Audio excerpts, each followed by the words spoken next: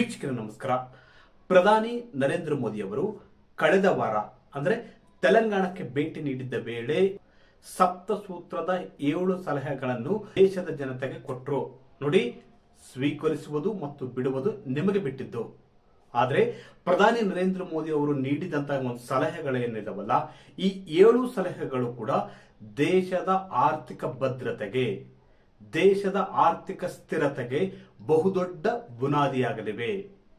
ಈ ಒಂದು ಸಪ್ತಸೂತ್ರದ ಸಲಹೆಗಳ ಕುರಿತು ಇವತ್ತು ದೇಶಾದ್ಯಂತ ಬಹುದೊಡ್ಡ ಚರ್ಚೆ ನಡೀತಿದೆ. ನೋಡಿ, ಪ್ರಧಾನಿ ನರೇಂದ್ರ ಮೋದಿ ಅವರು ನೀಡಿದಂತಹ ಸಲಹೆಗಳ ಮೇಲೆ ಬಹುದೊಡ್ಡ ಚರ್ಚೆ ನಡೀತಿದೆ ದೇಶಾದ್ಯಂತ. ಈ ಪಕ್ಷಗಳು ಕೂಡ ಪ್ರಧಾನಿ ನರೇಂದ್ರ ಮೋದಿ ಅವರ ಸಪ್ತ ಸಲಹೆಗಳನ್ನು ಹಿಡಿದುಕೊಂಡು ಟೀಕೆಗಳನ್ನು ಮಾಡ್ತಿವೆ. ದೇಶಕ್ಕೇನೋ ಆಗಿದೆ, ಗಂಡಾಂತರ ಕಾದಿದೆ ಎಂಬ ಟೀಕೆಗಳನ್ನು ಕೂಡ ಮಾಡ್ತಿವೆ. ಸೂತ್ರದ ಸಲಹೆಗಳು ನಿಮ್ಗಾಗಲೇ ತಿಳಿದಿದೆ. ಏನಪ್ಪಾ ಅಂದ್ರೆ 1 ವರ್ಷದವರೆಗೆ ಚಿನ್ನ ಖರೀದಿ ಮುಂದೂಡಿ, ಅದೇ ರೀತಿ ಡೀಸೆಲ್ ಪೆಟ್ರೋಲ್ ಮಿತವಾಗಿ ಬೆಳೆಸಿ, ಅದೇ ರೀತಿ ವಿದೇಶಿ ಪ್ರವಾಸ ಮುಂದೂಡಿ, ಹಾಗೆ ಅಡಿಗೆ ಎಣ್ಣೆ ಮಿತವಾಗಿ ಬಳಸಿ ಸೇರಿ ಇನ್ನಿತರ ಸಲಹೆಗಳನ್ನು ಕೂಡ ಕೊಟ್ಟಿದ್ದಾರೆ. ಈ ವೀಕ್ಷಕರು ನೋಡಿ, ಪ್ರಧಾನಿ ನರೇಂದ್ರ ಮೋದಿಯವರು ಸಪ್ತ ಸೂತ್ರದ ಸಲಹೆಗಳನ್ನು ಏಕಾಏಕಿ ಕೊಟ್ಟಿಲ್ಲ. ಇದಕ್ಕೆ ಬಲವಾದ ಕಾರಣ ಕೂಡ ಇದೆ. ಸ್ವೀಕರಿಸುವುದು, ಬಿಡುವುದು ಮತ್ತು ಅವರ ಕರೆಗೆ ಹೋಗೊಡುವುದು ಮತ್ತು ಬಿಡುವುದು ನಿಮಗೆ ಬಿಟ್ಟಿದ್ದು. ಹಾಗಂತ ಇದೇನು ಕಡ್ಡಾಯವಲ್ಲ.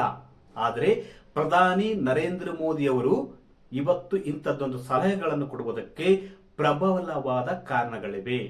ನೋಡಿ, ನಿಮಗೆಲ್ಲ ತಿಳಿದಿರುವಂತೆ ಇರಾನ್, ಅಮೆರಿಕ ಮತ್ತು ಇಸ್ರೇಲ್ ನಡುವೆ ಉಂಟಾಗಿರತಕ್ಕಂತ ಪಶ್ಚಿಮ ಏಷ್ಯಾದಲ್ಲಿ ಉಂಟಾಗಿರುವ ಬಿಕ್ಕಟ್ಟಿನಿಂದ ಇವತ್ತು 60ಕ್ಕೂ ಹೆಚ್ಚು ದೇಶಗಳ ಆರ್ಥಿಕತೆ ಛಿದ್ರವಾಗಿದೆ.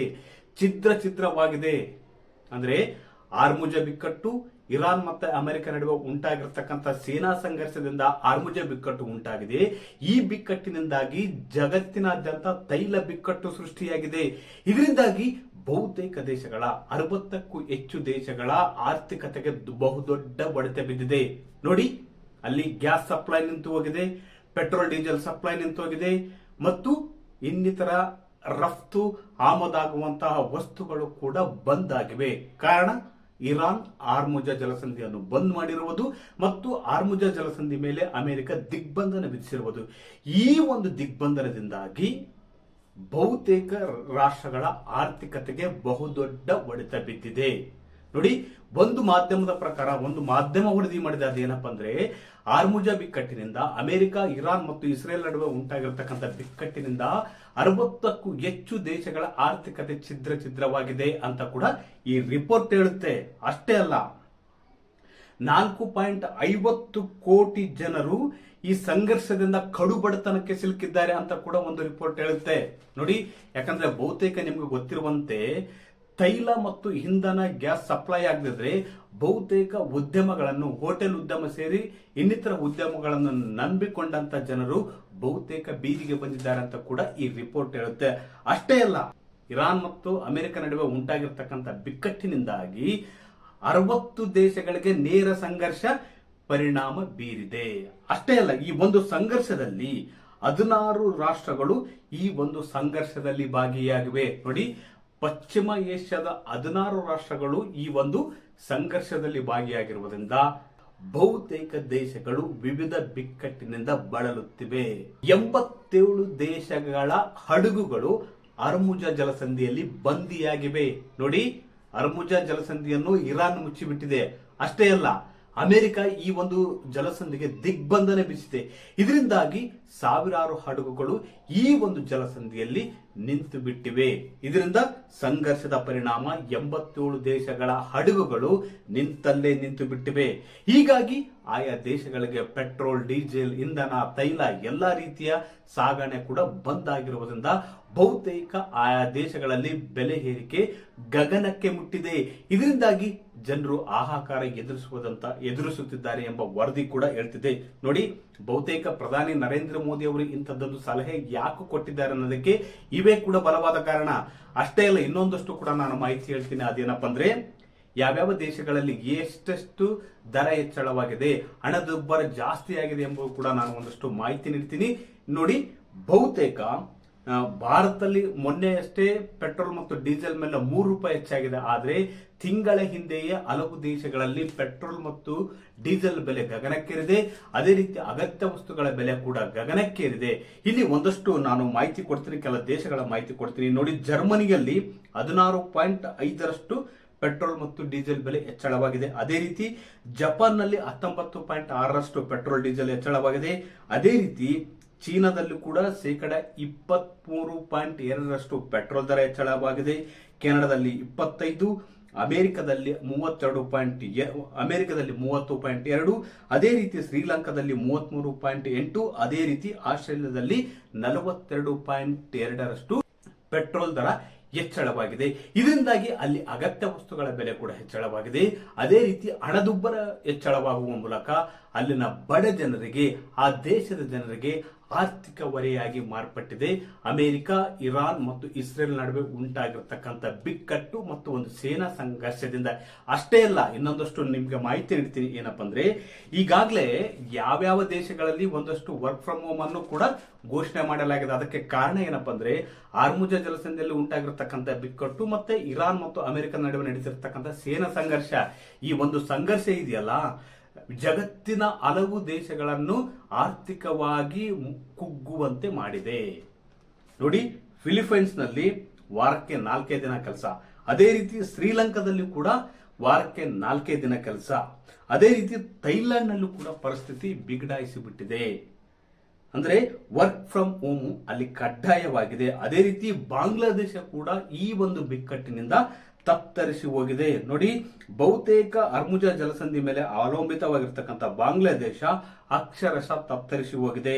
ಈ ದೇಶದಲ್ಲಿ ಹಳ್ಳಿಗಳಿಗೆ ಆಹಾರ ಧಾನ್ಯಗಳನ್ನು ಸರಬರಾಜು ಮಾಡುವುದಕ್ಕೂ ಕೂಡ ಇಂಧನ ಕೊರತೆ ಎದುರಿಸುತ್ತಿದೆ. ಹಣದುಬ್ಬರ 8.71ಕ್ಕೆ ಏರಿಕೆಯಾಗಿದೆ. ನೋಡಿ, ಹಾರ್ಮುಜ ಜಲಸಂಧಿಯಲ್ಲಿ ಉಂಟಾಗಿರತಕ್ಕಂಥ ಬಿಕ್ಕಟ್ಟು ಇವತ್ತು ಜಗತ್ತಿನಾದ್ಯಂತ ತನ್ನ ಪರಿಣಾಮವನ್ನು ಹೇಗೆ ಬೀರ್ತಿದೆ, ಅದು ಜನರ ಮೇಲೆ ಹೇಗೆ ಬೀರ್ತಿದೆ, ಆ ದೇಶದ ಆರ್ಥಿಕತೆ ಮೇಲೆ ಹೇಗೆ ಬೀರ್ತಿದೆ. ಅದೇ ರೀತಿ ಈ ಒಂದು ಬಿಕ್ಕಟ್ಟಿನಿಂದಾಗಿ ಬಹುತೇಕ ಉದ್ಯಮಗಳು, ಅದರಲ್ಲಿ ವಿಶೇಷವಾಗಿ ಹೋಟೆಲ್ ಉದ್ಯಮ ಮುಚ್ಚಿ ಹೋಗಿವೆ.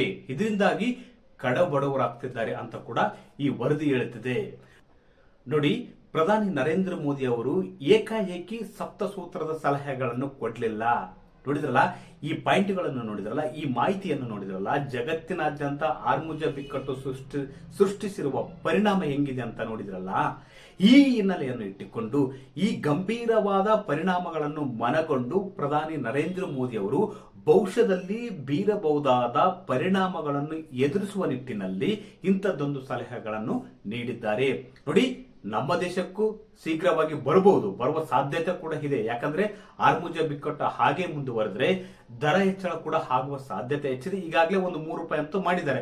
ಮುಂದಿನ ದಿನಗಳಲ್ಲಿ ಇನ್ನಷ್ಟು ಭೀಕರ ಪರಿಸ್ಥಿತಿ ಬರಬಾರದು ಎಂಬ ದೃಷ್ಟಿಯಿಂದ ಪ್ರಧಾನಿ ನರೇಂದ್ರ ಮೋದಿ ಅವರು ತೈಲದ ಮೇಲಿನ ಅವಲಂಬನೆಯನ್ನು ಕಡಿಮೆ ಮಾಡಿ, ಅಂದ್ರೆ ಮಿತವಾಗಿ ಬಳಸಿ. ಒಬ್ಬ ವ್ಯಕ್ತಿ ಪೆಟ್ರೋಲ್ ಬಳಸೋದನ್ನು ಕಡಿಮೆ ಮಾಡಿದ್ರೆ ಅಥವಾ ಸಾರ್ವಜನಿಕ ಸಾರಿಗೆ ಬಳಸಿದ್ರೆ ಅದು ಅವನ ವೈಯಕ್ತಿಕವಾಗಿ ಆಗುತ್ತೆ. ಆದ್ರೆ ಇಡೀ ದೇಶದಲ್ಲಿ ಲಕ್ಷಾಂತರ ಜನರು ಬಳಸಿದ್ರೆ ಅದು ದೇಶಕ್ಕೆ ಕೊಟ್ಟ ಕೊಡುಗೆಯಾಗುತ್ತೆ. ಯಾಕಂದ್ರೆ ಲಕ್ಷಾಂತರ ಲೀಟರ್ ಪೆಟ್ರೋಲ್ ಉಳಿಯುತ್ತೆ. ಆವಾಗ ನಮಗೆ ಆಮದು ಮಾಡಿಕೊಳ್ಳುವುದರಲ್ಲೂ ಕೂಡ ಕಡಿಮೆಯಾಗುತ್ತೆ. ಈ ಮೂಲಕ ಅಲ್ಲಿ ಕೂಡ ಒಂದಷ್ಟು ದೇಶಕ್ಕೆ ಕೊಡುಗೆಯನ್ನು ನೀಡಬಹುದು. ಯಾಕಂದ್ರೆ ಈ ಬಿಕ್ಕಟ್ಟಿನ ಸಂದರ್ಭದಲ್ಲಿ ತೈಲ ಉಳಿತಾಯ ಮಾಡುವುದಿದೆಯಲ್ಲ, ಅದು ದೇಶಕ್ಕೆ ತುಂಬಾ ಲಾಭವಾಗುತ್ತೆ. ಅದೇ ರೀತಿ ನೀವು ಚಿನ್ನವನ್ನು ಖರೀದಿ ಮಾಡುವುದರಿಂದ, ಚಿನ್ನ ಖರೀದಿಯನ್ನು 1 ವರ್ಷಕ್ಕೆ ಮುಂದೂಡುವುದರಿಂದ ಬಹುತೇಕ ವಿದೇಶಿ ವಿನಿಮಯ, ನೋಡಿ, ನೀವು ಚಿನ್ನ ಖರೀದಿ ಮಾಡುವುದರಿಂದ ಅಲ್ಲಿ ಡಾಲರ್ ಬಲಗೊಳ್ಳುತ್ತೆ, ಇಲ್ಲಿ ರೂಪಾಯಿ ಕುಸಿತ ಕಾಣುತ್ತೆ. ಯಾಕೆ ಕುಸಿತ ಕಾಣುತ್ತೆ ಅಂದ್ರೆ ಚಿನ್ನ ನಮ್ಮಲ್ಲಿ ಯಥೇಚ್ಛವಾಗಿ ಉತ್ಪಾದನೆ ಇಲ್ಲ. ಭಾರತೀಯರಲ್ಲಿ ಚಿನ್ನಕ್ಕೆ ತುಂಬಾ ಬೇಡಿಕೆ ಇದೆ. ಭಾರತೀಯರು ಚಿನ್ನ ಖರೀದಿಸುವುದರಲ್ಲಿ ಪೈಪೋಟಿ ಇದೆ. ಯಾಕಂದ್ರೆ ಇಲ್ಲಿ ಸಂಸ್ಕೃತಿ, ಆಚಾರ ವಿಚಾರಗಳು ಮತ್ತು ಹೂಡಿಕೆ ರೂಪದಲ್ಲಿ ಕೂಡ ಚಿನ್ನ ಖರೀದಿಸ್ತಾರೆ. ಈ ಚಿನ್ನವನ್ನು ಖರೀದಿ ಮಾಡಬೇಕಂದ್ರೆ ನಾವು ಡಾಲರ್ ಕೊಡಬೇಕಾಗುತ್ತೆ, ಡಾಲರ್ ರೂಪದಲ್ಲಿ ಒಂದು ಪಾವತಿಸಬೇಕಾಗುತ್ತೆ. ಅದೇ ರೀತಿ ತೈಲವನ್ನು ಖರೀದಿ ಮಾಡಬೇಕಂದ್ರೆ, ತೈಲ ಆಮದು ಮಾಡ್ಕೋಬೇಕಂದ್ರೆ ಡಾಲರ್ ರೂಪದಲ್ಲಿ ನಾವು ಹಣ ಕೊಡಬೇಕಾಗುತ್ತೆ. ಹೀಗಾಗಿ ಅಲ್ಲಿ ಡಾಲರ್ ಬಲಗೊಳ್ಳುತ್ತೆ. ಅದೇ ರೀತಿ ಇಲ್ಲಿ ರೂಪಾಯಿ ಕುಸಿತವಾಗುತ್ತೆ. ರೂಪಾಯಿ ಕುಸಿತವಾದಾಗ ಬಹುತೇಕ ಆರ್ಥಿಕ ಬಿಕ್ಕಟ್ಟಿಗೆ ದೇಶ ಸಿಲುಕುತ್ತೆ. ಇದರಿಂದಾಗಿ ಪ್ರಧಾನಿ ನರೇಂದ್ರ ಮೋದಿ ಅವರು ಭವಿಷ್ಯದಲ್ಲಿ ದೇಶಕ್ಕೆ ಇಂಥದ್ದೇ ಸ್ಥಿತಿ, ಈಗಾಗಲೇ ಜಗತ್ತಿನಲ್ಲಿ ಉಂಟಾಗಿರತಕ್ಕಂಥ ಪರಿಸ್ಥಿತಿ ಇದೆಯಲ್ಲ, ಕೆಟ್ಟ ಪರಿಸ್ಥಿತಿ ಇದೆಯಲ್ಲ, ಅದು ಭಾರತಕ್ಕೆ ಬಾರದಿರಲಿ ಎಂಬ ಸದುದ್ದೇಶದಿಂದ ಇಂತಹ ಸಲಹೆಗಳನ್ನು ನೀಡಿದ್ದಾರೆ ಹೊರತು ಬೇರೆ ಯಾರನ್ನೋ ನಿಮ್ಮ ಕಡಿವಾಣ ಹಾಕುವುದಕ್ಕೋಸ್ಕರ ಇಂತಹ ಸಲಹೆಯನ್ನು ನೀಡಿಲ್ಲ. ಅದೇ ರೀತಿ ನೀವು ವಿದೇಶಿ ಪ್ರವಾಸ ಮಾಡುವುದರಿಂದ ಅಷ್ಟೇ ಅಲ್ಲಿ ಡಾಲರ್ ಬಲಗೊಳ್ಳುತ್ತೆ. ದೇಶೀಯ ಪ್ರವಾಸೋದ್ಯಮ ಉತ್ತೇಜಿಸುವುದಕ್ಕೆ ನೀವು ಆದ್ಯತೆ ನೀಡಿ ದೇಶದಲ್ಲಿರ್ತಕ್ಕಂಥ ಪ್ರವಾಸಿ ಸ್ಥಾನಗಳಿಗೆ ಭೇಟಿ ಕೊಡಿ, ಇಲ್ಲಿ ಆರ್ಥಿಕವಾಗಿ ಬೆಳವಣಿಗೆಗೆ ಸಹಕಾರಿಯಾಗಿ ಎಂಬ ಸಲಹೆಯನ್ನು ಕೂಡ ನೀಡಿದ್ದಾರೆ. ಒಟ್ಟಾರೆಯಾಗಿ ಪ್ರಧಾನಿ ನರೇಂದ್ರ ಮೋದಿ ಅವರು ಹೇಳಿದ್ದು ಇಷ್ಟೇ, ಭವಿಷ್ಯದಲ್ಲಿ ಈಗಾಗಲೇ ಜಗತ್ತಿನಲ್ಲಿ ಉಂಟಾಗಿರ್ತಕ್ಕಂಥ ಬಿಕ್ಕಟ್ಟು ಭಾರತಕ್ಕೆ ಬಾರದಿರಲಿ, ಭಾರತಕ್ಕೆ ಬಾರಬಾರದಂದ್ರೆ ಏನ್ ಮಾಡಬೇಕು, ನಾವು ಮುಂಜಾಗ್ರತೆ ವಹಿಸಬೇಕಾಗುತ್ತೆ. ಮುಂಜಾಗ್ರತೆ ವಹಿಸಬೇಕಂದ್ರೆ ಏನ್ ಮಾಡ್ಬೇಕಂದ್ರೆ ಮಿತವಾಗಿ ಪೆಟ್ರೋಲ್ ಡೀಸೆಲ್ ಬಳಸಬೇಕು. ಮಿತವಾಗಿ ಅಂದ್ರೆ ನಮ್ಮ ವೈಯಕ್ತಿಕ ವಾಹನಗಳನ್ನು ಬಿಟ್ಟು ಸಾರ್ವಜನಿಕ ಸಾರಿಗೆಯಲ್ಲಿ ಒಂದು ಪಯಣ ಮಾಡುವುದು ಉತ್ತಮ ಎಂಬ ಸಲಹೆಯನ್ನು ನೀಡಿದ್ದಾರೆ. ಅದೇ ರೀತಿ ಚಿನ್ನ ಕೂಡ ನೀವು ಖರೀದಿಸುವುದಕ್ಕೆ 1 ವರ್ಷ ಮುಂದೂಡಿ ಎಂಬ ಸಲಹೆ ಕೂಡ ಅಗತ್ಯವಾದದ್ದೇ.